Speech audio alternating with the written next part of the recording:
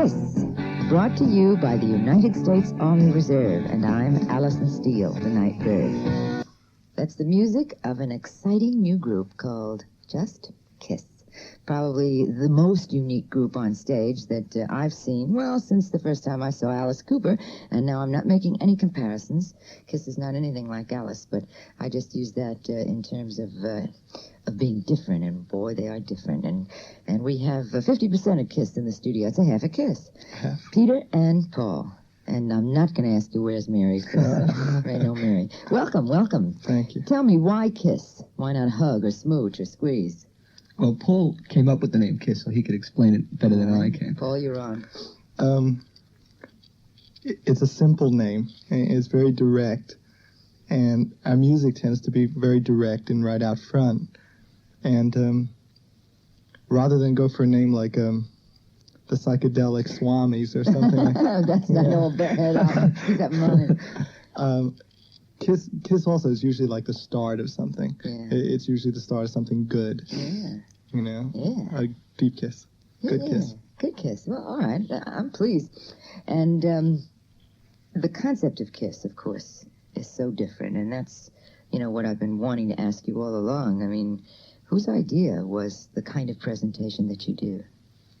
Well, we all had the idea, when we worked together, I always wanted to be in a group with makeup and flash, and to give people more than just a show, like Paulie always used to say, if you want to listen to music, you go home and put on a record. But today, it's more than just listening. You got to see the music and feel it and all. And I put an ad in the paper a long time ago, and I got this crazy call from the bass player, Gene.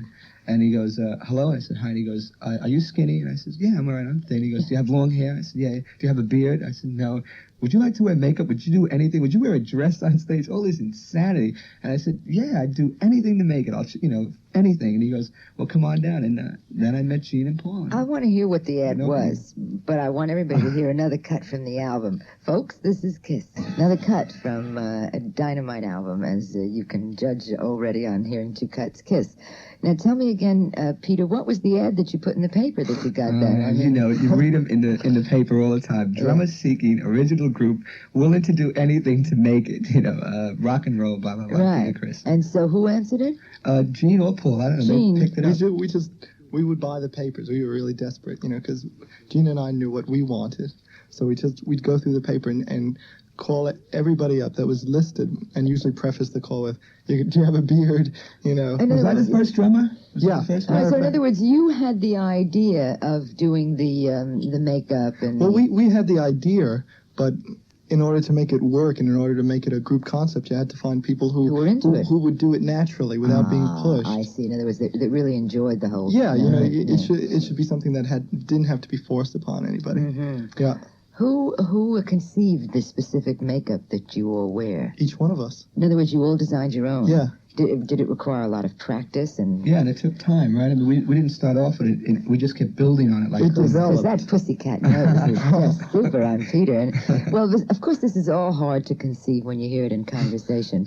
But the guys in Kiss are made up. I'm not talking about glitter rock or transvestite stuff. I mean, just very theatrical and very interesting and exciting makeups that you might see in a Japanese play. Yeah, similar to that. Yes, sure. Very much so. And of course, they all have great long hair, and it's just visual, just adds to the visual excitement of what the group does. And while your eyes are being treated, your ears are already going bananas from the sound. Yes.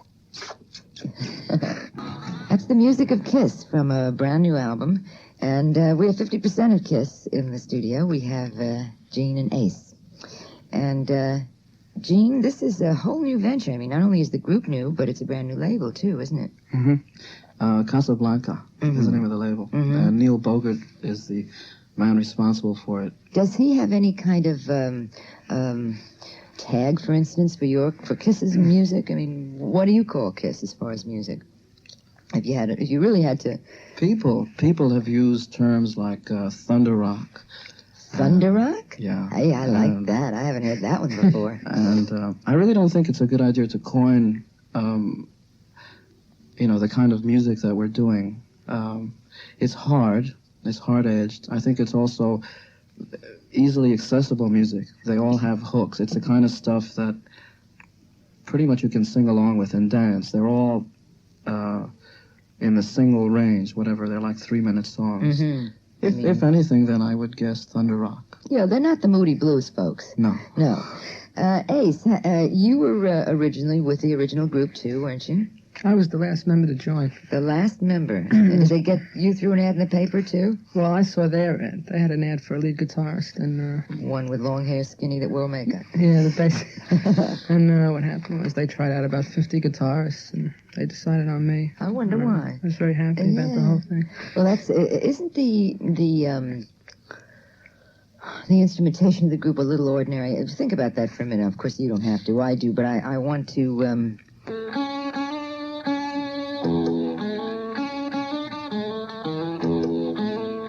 Now I want you to hear more of the Kiss album. That's Kiss, and that's the name of the album. It's the name of the group. I mean, it's uncomplicated again. Now, getting back, Paul, to Gene, to the instrumentation. Isn't it unusual you have nothing but guitars?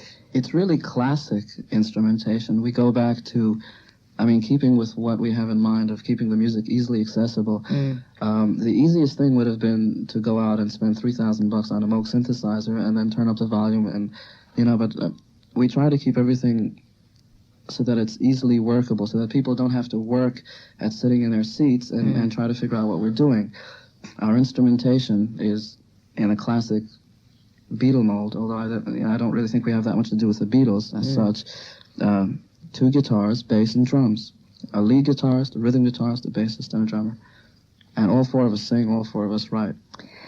After seeing the group, I've seen the group now 3 times. And on the 3rd time around, I really realized, which I hadn't the first 2 times, what good voices you all have. I mean, really good, fine voices.